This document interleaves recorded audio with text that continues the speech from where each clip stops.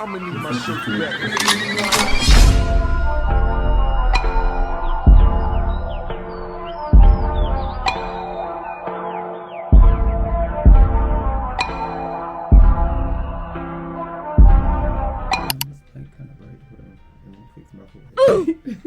What's up? Yeah, I'm good. 6:34. I was on YouTube just now and I was watching this bake while bake video, and now I want to bake and I'm about to get baked. As you can see when I turned on the camera, my eyes look a little Finna go have a conversation with Mary again, and then I'm finna bake because I want some brownies. Hold on, I'll be back. Yeah. Oh my god, it was not charging this whole time. What's up, YouTube? It's your boy Jaquan, and tuning in to another episode on Devon TV. On today's episode, I'm doing a baked reaction video. This is the before. I just wanted to hold myself accountable and record this intro before I go have a conversation with Mary. I thought my camera was on the charger, but it's on 9%, so I'm gonna attempt to get a little bit more juice while I'm having my conversation with Mary. So I will be back. I'm gonna go get steak. Sauteed, fried, and laid to the side. Oh! I'll be back. Okay, I'm back. The camera is surprisingly on 40%. I didn't know it was gonna charge that much. It's this channel that I'm subscribed to. It is called Film React, and I'm going to be reacting to a video. Which video? I'm not sure yet. There's so many videos that I've literally been holding myself from watching just so I could react to at least one of them. I think we're gonna watch this one. This one really. Of course. And then there's another ad. Hello everyone. Back again with film recaps. In this video, I'm going to recap one of the psychological thriller films from 2025, titled American Sweatshop. Before we get to the storyline, I'd like to wish everyone a happy and great day. Without further ado, let's get straight to the storyline.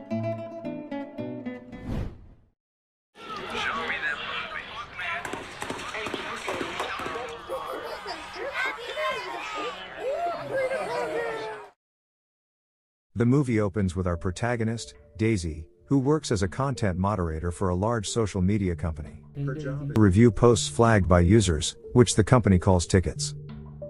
If a ticket violates company policies, the employees must click delete, otherwise, they can approve it. While the job seems simple on the surface, it is mentally exhausting, as employees must watch countless disturbing and violent videos every day for hours. One morning, while everyone is working, an employee named Bob snaps and angrily threatens to set the building on fire. A new employee, Paul, becomes worried to hear this, but Daisy reassures him that this is normal behavior for Bob, and it's just his way of coping. Oh, that's my girl from Riverdale. Hey, I know you, hey. And I'm not gonna lie, I was literally just about to say, I don't know how you would, I wouldn't be able to do that job, me personally, because how do you do that job and not like actually go crazy? You know what I'm saying? Like, how do you not be affected by watching gruesome, just violent videos? Wow, what a job. That's a real job. I told him to do it, and that stupid idiot did it. Everyone is obsessed with eating ass. Anybody there? Right here. Please. Where are you? Help me. After work, Daisy goes on a date with a man named Isaac, whom she met on a dating app. She opens up about her miserable job, and admits that she's doing it only because she has no other choice. Daisy also shares that her dream was to become a nurse, and that she even took the exam but didn't pass. Isaac encourages her to keep pursuing her dream, and their date ends with them getting intimate. The next morning, Daisy is summoned by her superior, Joy, who scolds her for deleting a video in which a woman fell 20 stories, causing her head to literally explode. Daisy explains that it was extremely disturbing, but Joy points out that the video was linked to a news site, and that their company could face a lawsuit. Daisy felt bad for the poor woman, but Joy scolds her and makes it clear that her job is not to make the guidelines, but to follow them. Later that night, while Daisy is relaxing at home, a neighbor arrives and asks her to babysit his daughter, Violet. Wait, I'm still low-key not really sure like what the job is. Say accept or delete or decline. Accept what? Like what? I'm a bit confused. And when Violet arrives, Daisy notices the little girl using Reddit, which worries her, fearing that the girl might be exposed to. Oh, yeah, it be them phones, them damn phones. Take that damn phone. Did you see what I just saw? Huh? She going to school spelling SEX. She don't even know what she talking about. She just reading what she's seeing on the screen. Take that, take that, take that. The girl might be exposed to disturbing content. Daisy asks her to put the phone away, and suggests they watch a movie together, to which Violet excitedly agrees. The next day at work, Daisy talks with her coworker, Ava, and shares that she had a sudden realization. She states that even though their job is miserable, it still protects the people, and they watch disturbing content so the children won't have to. Okay. Later on, as Daisy resumes her work, she comes across a video titled Nailed It, in which a woman is seen lying in bed. Moments later, someone enters the room, and brutally impales the poor woman with a nail. The horrifying scene shocks Daisy so deeply that she immediately collapses from the shock. Ava quickly rushes to help her, after which Daisy is taken to the hospital. After her recovery, Daisy goes out with Ava, and admits how embarrassed she feels for fainting. What? Ava reassures her that it happens to other employees as well, and suggests she take a short break from work. Mind you, she says she don't have no other choice. I don't know what I would have done. Like, what you mean I just passed out and then she just went to the hospital, then she gonna go home and get up and go back to work? Like, why is that even a job? That's what I'm like curious now to know if that's a real job or not. Because hello? I mean, you gotta be strong, baby. You got to be strong, I'm telling you. Daisy is haunted by the memory of the nail video, and struggles to fall asleep. The next morning, she receives an expensive hospital bill of $2,200, which frustrates her since her company doesn't provide any health insurance. This leaves her with no other choice but to return to her mentally exhausting job. However, the very first video she sees upon opening her computer shows someone being beheaded, which instantly leaves her traumatized. Later, Daisy smokes some weed and meditates to cope with the stress. But the disturbing nail video continues to haunt her mind. I'm not gonna lie, that video got you messed up, boo, because you hot, you still think about that? Or I don't know. The frustrated woman thus approaches Joy, and asks her to report the video to the police for kidnapping, torture, and assault. However, Joy dismisses her concerns, saying the video could have been staged and consensual. She warns that if they go to the police, and are later proved wrong, it could create serious legal problems for the company. Daisy tries to protest further, but Joy asks her to see a counselor if the video is affecting her so deeply. Meanwhile, Bob meets with the company's counselor after receiving a complaint from his coworker, who is frightened by his outbursts. The counselor advises him to take breaks occasionally, and try coloring in a book to calm his mind. But Bob shares some of the disturbing content he has recently seen, and questions whether coloring a book could erase those images from his mind. He argues that the counselor should focus on employees who silently endure the disturbing material without venting their frustration like him. You mean to tell me I'm venting my problems to this therapist, and this man is drawing in front of my face? Like, legit drawing instead of taking notes and actually, like, taking me serious? And the lady that's telling her, oh, go get a counselor and stuff like that, you literally was just down my throat because I didn't take the video serious and we could have got a lawsuit. Now I'm telling you, you need to take it to the police, and now you're telling me we don't got enough. I don't know, you gotta look out for people like that. Mind you, this hurt her superior, like her boss. In another scene, Daisy decides to take matters into her own hands and goes to the police station. She meets an officer and shows him the nail video. When he asks how she found it, she explains that it appeared on her feed out of nowhere, and doesn't talk about her company. However, the officer tells her that he doesn't know where it was filmed, and can only investigate crimes within his own jurisdiction. He also believes the video is likely fake, and he cannot arrest anyone for making such a video, unless a minor is involved. This leaves Daisy extremely angry, so she lashes out and insults the police officer before storming off. That night, Daisy... I'm not gonna lie, she was right for that, because he just didn't want to do their job. Them police be lazy as fuck, because even when they do have the evidence, they be trying to act like they don't got enough evidence. They need this and they need that, and they can't beat the law and this and that about the law. Y'all lying, y'all just don't want to do your job. Like, still can't sleep thinking about the video, so she begins searching on the internet, and soon finds the same footage on a porn site. She finds out that it was created by a production company called Klipspringer Films, and notices an older man in the footage. Video in a Reddit forum. Daisy then links the video in a Reddit forum, and says she is looking for a man in this video. The next day at the office, Paul watches an extremely disturbing video, which makes him feel very nauseous. Daisy thus calms him down, and asks him not to vomit on the carpet, as the company will charge them for the cleaning.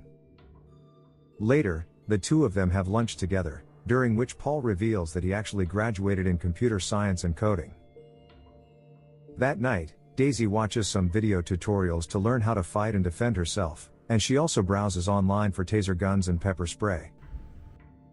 Not long after, she gets a response on a Reddit post, in which a guy named Callum says that even though he couldn't track the man, he found the address from where the video was uploaded. The next day, Daisy checks the address in Google Maps, and learns that it's only 2 hours away from her location. I don't know, sister. I don't know. I don't know, because I feel like you found it on the, maybe it's just like a weird kink. Maybe you should just leave it alone. I don't know. I'm scared. I think my good sis, she's strong. I believe in her, but I don't know. She then asks Bob if he has a gun she can borrow for a day. But he only gets offended that she would think of him like that kind of guy, and insists he doesn't have a gun. The next Not day, right now, Bob. Daisy heads to the address, and as soon as she gets there, she checks the mailbox, and learns that the house owner's name is Richard, and returns to her car.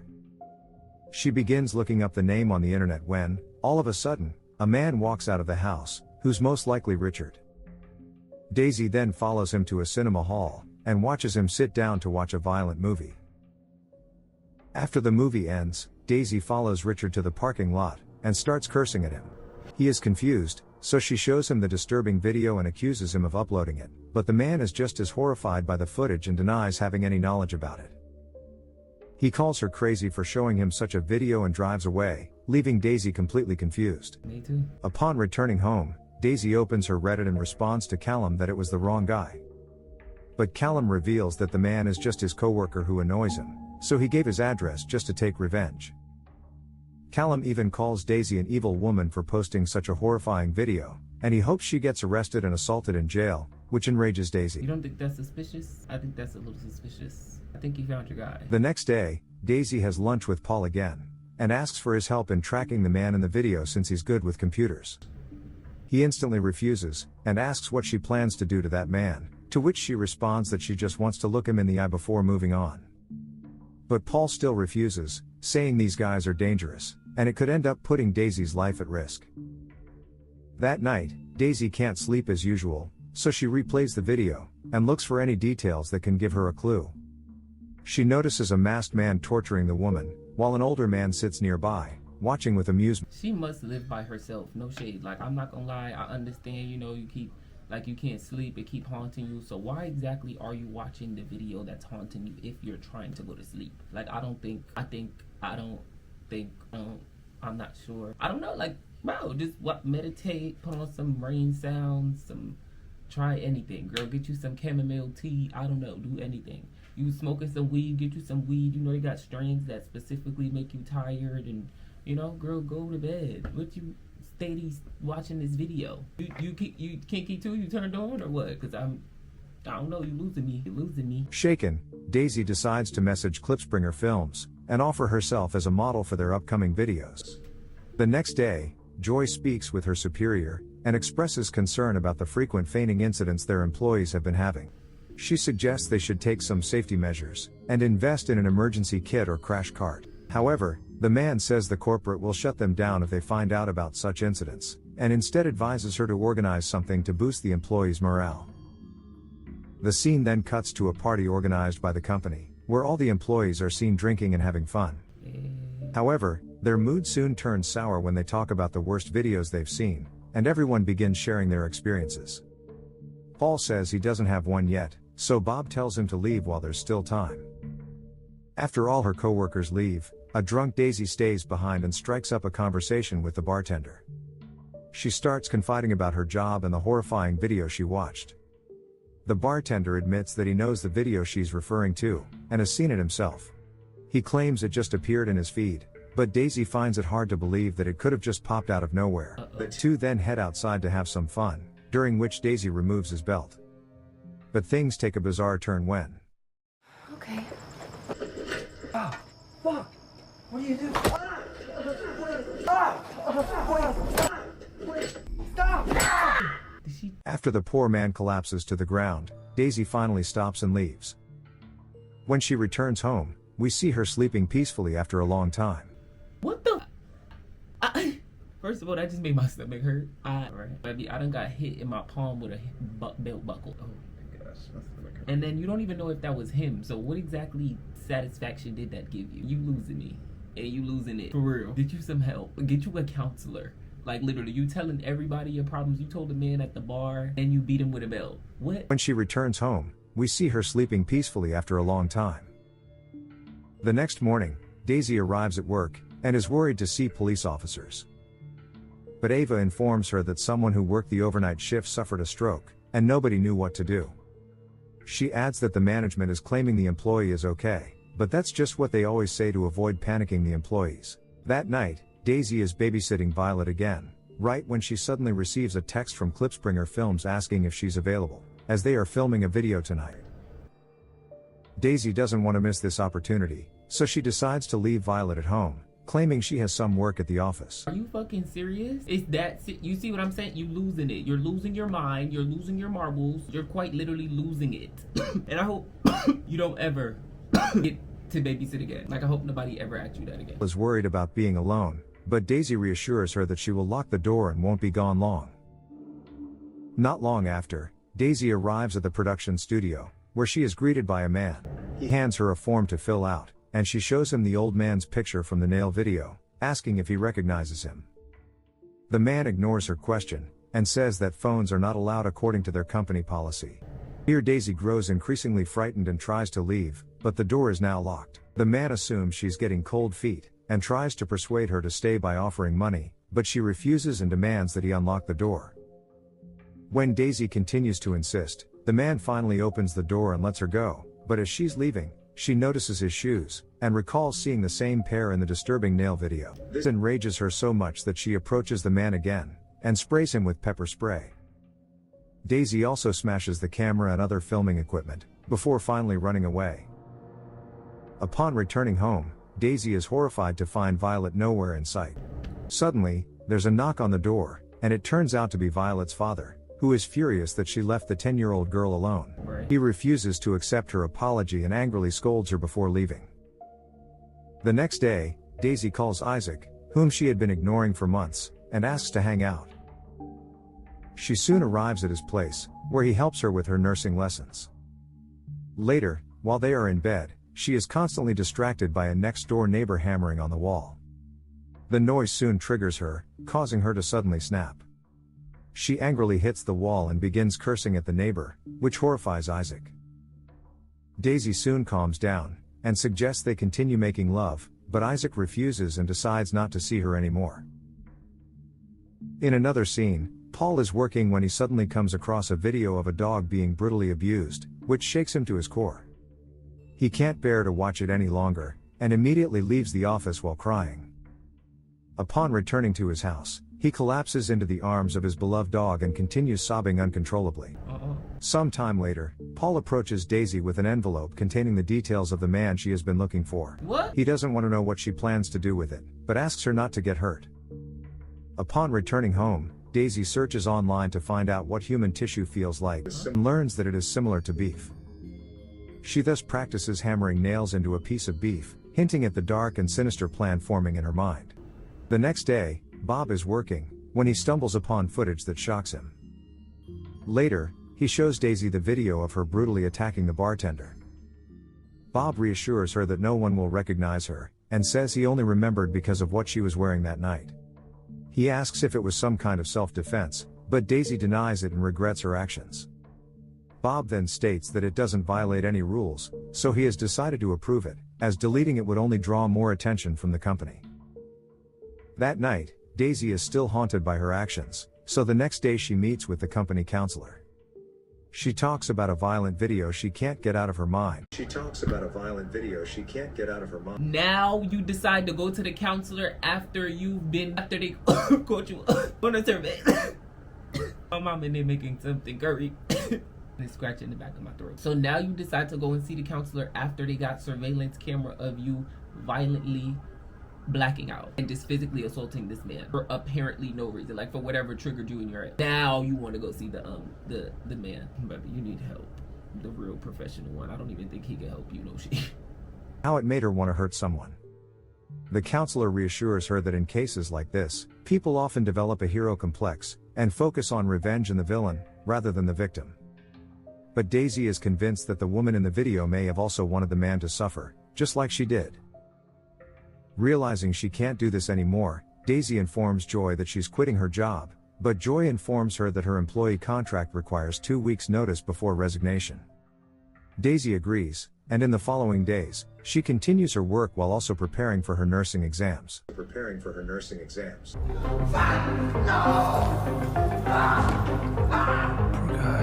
She volunteers at a soup kitchen, and even while at work, she focuses on her studies.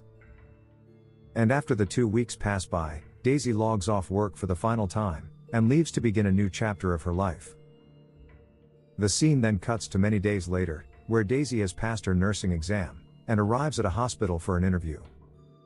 During the interview, she shares the experiences she learned from her previous job, and suddenly says that she'd rather make the world worse than sit back and do nothing.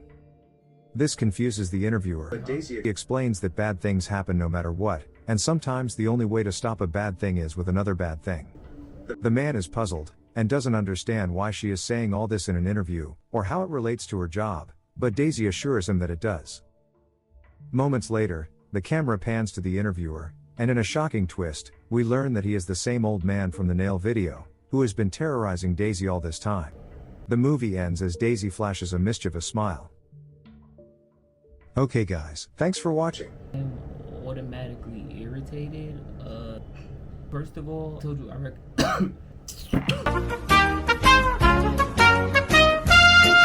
you I recognize Daisy, but I recognize her as Betty from Riverdale, and I'm not gonna lie, she was cuckoo for Cocoa Puffs in that show as well. I don't understand why they keep giving these real life people the same character role, and kind of lost for words a little bit. The ending was literal nothing. I can't stand movies that have endings like that. I don't understand the mischievous smile and then what? And then she pushed him out the window. Like what? I'm super duper confused. So like, I don't get it. I'm gonna have to read the comments, see what they think, or at least to like refresh my understanding. Did I do that and come back? Let me see. That's what I'm saying. All of this got me thinking this happened in like real life. Yeah, so nothing. The only thing that stood out to me in that movie was that job. I want to know if that's a real job. I wouldn't be able to do that job, but I salute the people that volunteer and sacrifice their mental health in order to do that job, because there's no way you can't sacrifice, like that's literally dementing, you're tearing your mental, I don't know, it's like literally going insane. We watch people literally go insane, or at least feel as though they're going insane. Wow. There will be more of these, because every time I do this, I feel like it's not like what I expect. When I watch it and I'm not filming, I told you that's when I be in here yelling and jumping and all this. But yeah, maybe next time. Don't forget to like, comment, subscribe. That's what I'm saying after that. Stay grateful, stay blessed, and don't forget to just keep swimming. You and me both. Excuse me.